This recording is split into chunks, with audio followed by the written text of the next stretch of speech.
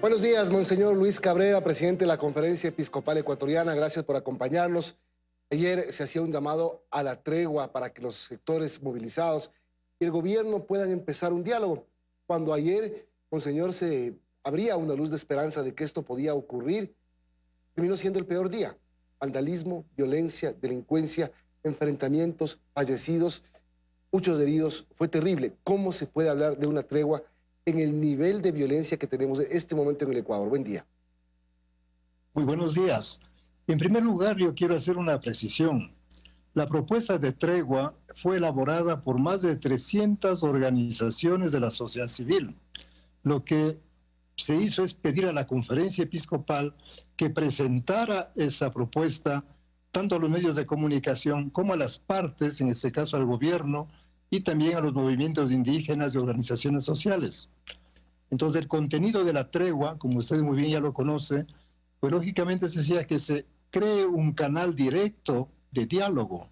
¿Por qué ese canal directo? Porque han manifestado algunas de las partes que no necesitan en esta ocasión de mediadores, sino de veedores y garantes del proceso. Entonces, también en esta propuesta de tregua habíamos indicado que las partes asuman el compromiso de abandonar toda forma de violencia y que se creen zonas de paz. Por eso habíamos sugerido que podrían ser la Casa de la Cultura, el Arbolito.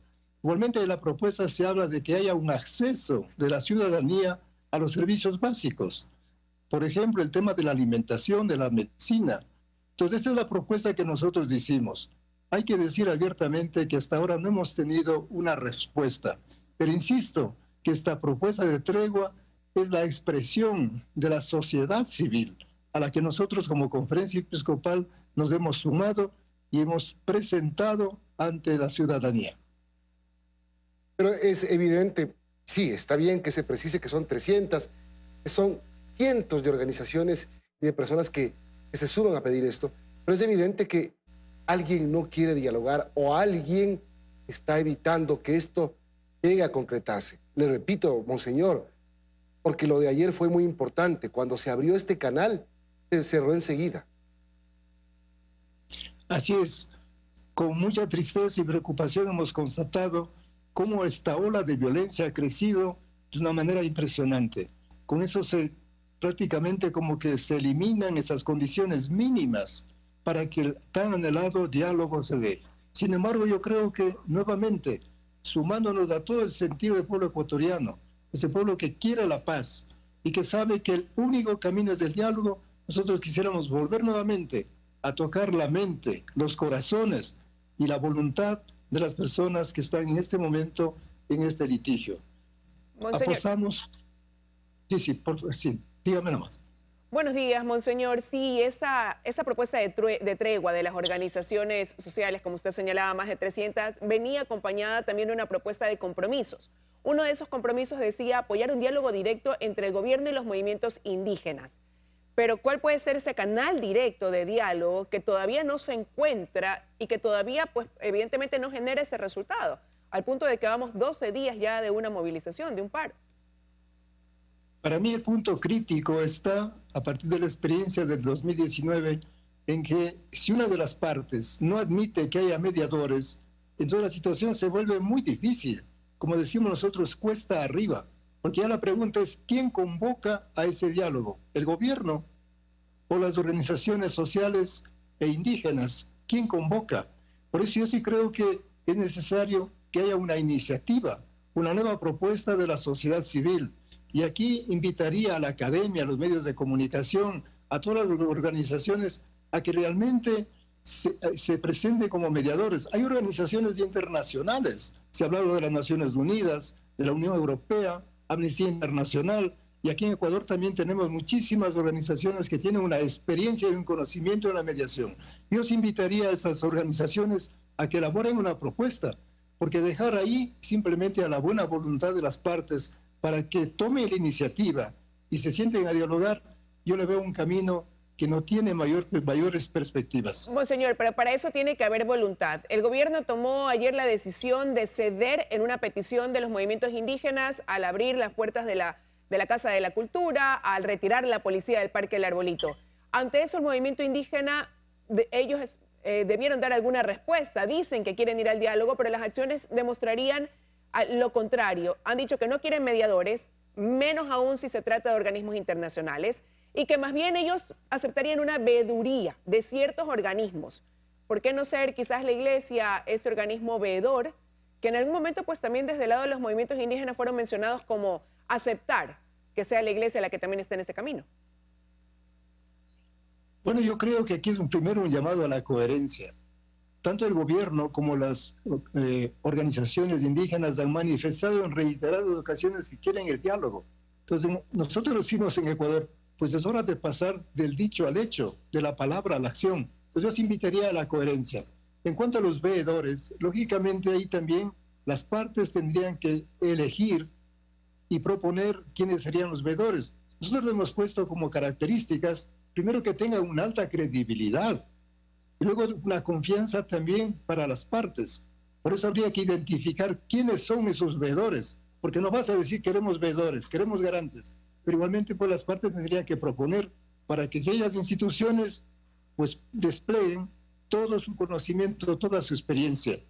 Realmente para mí este es el punto crítico y aprovecho de esta ocasión para una vez más invitar al diálogo, a la coherencia, por favor. Piensen en los miles de ecuatorianos, 17 millones de ecuatorianos, y que apostamos por la paz a través del camino del diálogo. ¿Por qué, Monseñor, no retomar la idea de la tregua? Porque mientras se busca y se encuentra el canal de comunicación, si son veedores o son mediadores, ¿dónde se sientan? ¿Quiénes se sientan? ¿Por qué no proponer e insistir en que se replieguen, en que no más violencia? Porque además esa violencia es aprovechada por delincuencia, por vandalismo, por grupos que buscan otras cosas. Bueno, nosotros ayer presentamos, como digo, pues esta propuesta de tregua a los medios de comunicación. También la organización, la Fundación Esquel, que es la que está coordinando a esta serie de organizaciones, sé que ha enviado ya al gobierno y también a las organizaciones indígenas. Entonces, esperamos la respuesta de esta propuesta justamente sobre la tregua. Yo creo que habría que insistir en esta propuesta y creo que aquí los medios de comunicación, como lo vienen haciendo muy bien, juegan un papel preponderante. Tocar la mente, el corazón, la voluntad de las personas para que realmente se sienten y encuentren soluciones adecuadas para todos los ecuatorianos. Hay temas que en las propuestas o las demandas del pueblo indígena que requieren de personas expertas, de peritos en el campo de la economía, en el campo de la política, de la sociología. Pues que todos estos ecuatorianos, que hay muchísimas personas muy bien preparadas, pues pongan a disposición también su contingente para que aquellas peticiones o aquellas demandas sean tratadas de la manera más urgente y que favorezcan a todos los ecuatorianos. Es decir, sería esa la propuesta y lo que deberían hacer hoy. Manténganse sin hacer manifestaciones para que no haya enfrentamientos mientras se encuentran los mecanismos.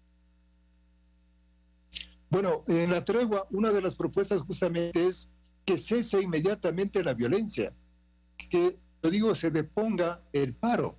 Lógicamente, pero eso depende de la voluntad de las partes.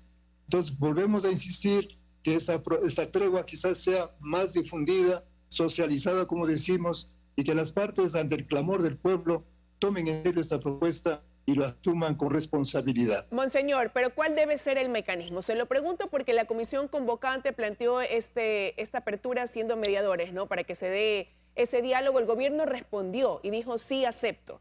La respuesta que ha venido quedando pendiente, más bien, viene del lado del movimiento indígena, que también ha sido convocado públicamente, que también se ha dicho, por ejemplo, desde la Fundación que le han enviado hasta una carta, y esos mecanismos formales no están dando el resultado. ¿Qué hacer entonces para que esa voluntad de palabras se convierta también en acciones? Bueno, ahí, con toda honestidad, yo no tendría la respuesta. No sabría cuál es el mecanismo más adecuado. Por eso yo invito a las instituciones, a personas de gran voluntad, con esa sensibilidad profundamente social, con esas convicciones de que la paz se la consigue a través del diálogo, para que busquen, y ahí nos sumamos nosotros a esas iniciativas alternativas de paz.